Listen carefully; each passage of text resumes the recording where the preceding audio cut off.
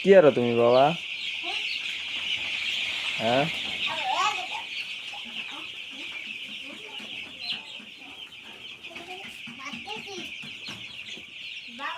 হুম, বেশি খেয়েছ?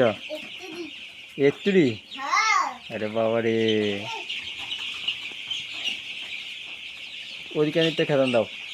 ওইখানি, ওইখানি ওই যে পুপকানি হয় কোনায়, ওই কোনায়। হ্যাঁ, তুমি পারো? তুমি কি পারো মুরগা খেয়ে দিতে?